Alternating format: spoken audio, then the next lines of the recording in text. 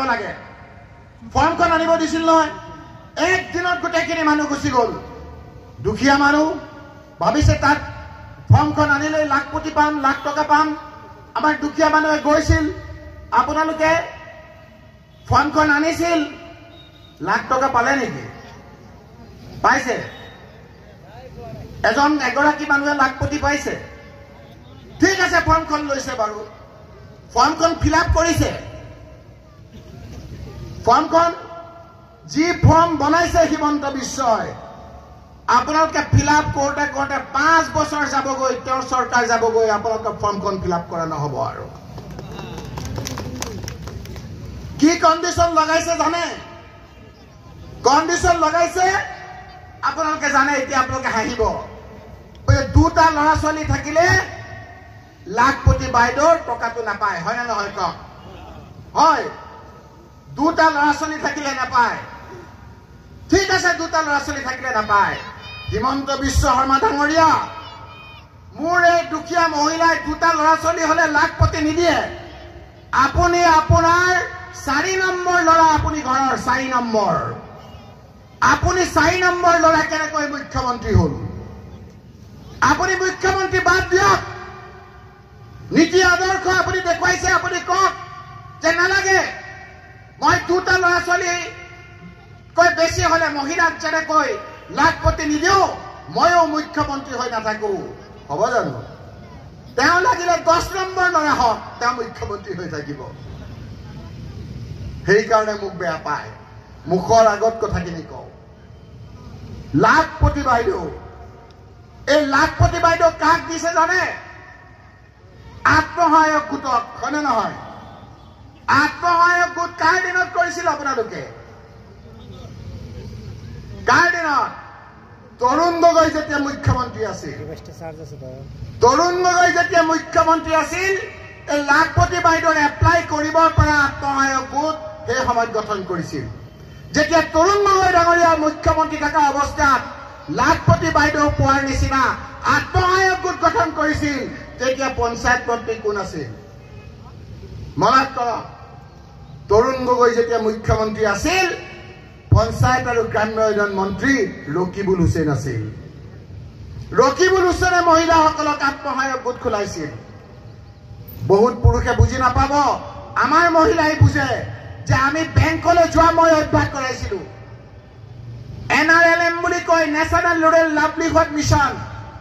পিছত আজীৱিকা Assam state rural livelihood mission কৰি তেওঁলোকৰ নামটো তাত সংযোজন কৰি আমি ৰিভলভিং ফাণ্ড দিয়াৰ ব্যৱস্থা কৰিছিলো মহিলাসকলে ভালকে জানে এই মহিলাসকল যিসকলক আমি এনেদৰে আত্মসহায়ক গোট কৰিছো সেই মহিলাসকলক আজি লাখপতি দিম বুলি কৈ ঠাট্টা মস্কৰা কৰিছে সেইকাৰণে মই কৈছো মুখ্যমন্ত্ৰী ডাঙৰীয়া অসমত যিমান লাখ টকা পোৱা মহিলা আছে পুনৰ কৈছো যিমান লাখপতি আপুনি আমাৰ মহিলাসকলক দিছে সকলোৱে বিজেপি আৰু ইউডিএফক ভোট দি দিয়ক কথাখিনি বুজিছেনে মহিলা আপোনালোকে এগৰাকীয়ে পাইছে না লাখ টকা যিসকলে পাইছে সকলোৱে এজিপি বিজেপি আৰু ইউডিএফক ভোট দি দিয়ক আৰু যিসকলে নাই পোৱা কংগ্ৰেছক দি দিয়ক হিচাপ বিকাশ খালাস বাকচত ওলাই যাব কোনে পাইছে কোনে নাই পোৱা ঠগাবলৈ আহিছে মানুহক ঠগাবলৈ আহিছা মই মনত পেলাই দিব খুজিছো এনেকুৱা নিৰ্বাচনী সভাতে আহি পেলাই কৈছিল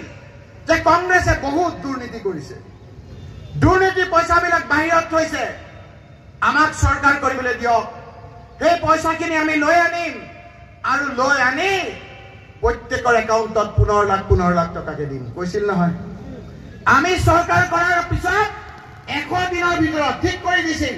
যে 100 দিনৰ ভিতৰত 15 লাখ টকাকে দিম আমাৰ কথা শুনা নাছিল মহিলাসকলে মোৰ সমষ্টিটো মোৰ কংগ্ৰেছী মহিলাসকলে একাউণ্ট খোলাত লাগি গ'ল 1000 টকা লৈছে গিৰিয়েকৰ পৰা একাউণ্ট খুলিছে একাউণ্ট খুলি ফোনটো লৈ ৰখি আছে ৰাতিও তেওঁলোকে গাৰুৰ তলত থৈ দিয়ে ক্ৰিংকা শব্দ শুনিব আৰু 15 লাখ টকা সোমাই যাব কৰিছিল নে নাই কওক মানুহখিনিয়ে কৈছে হয় হয় প্ৰত্যেকে মানুহে ভাবিছিল যে 15 লাখ টকা পাম বিজেপিক আমি ভোট দিলো মহিলাসকলে 1000কৈ টকা খুলি একাউণ্ট খুলি ৰখি আছিল বেংকত ভিৰ বেংকত একেবাৰে একাউণ্ট খুলি আছে 15 লাখ টকা পাব মোবাইলটো লৈ ৰখি আছে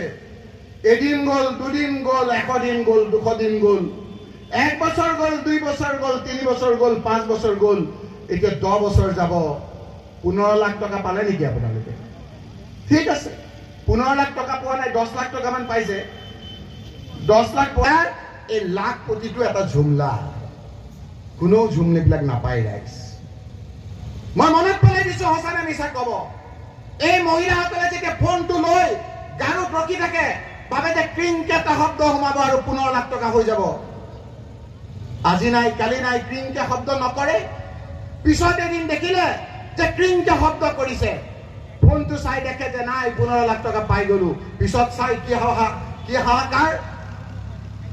যি 15 লাখ টকা পাম বুলি আমি 1000 টকাৰ একাউণ্ট খুলিছিলো সেই 1000 টকাৰ পৰা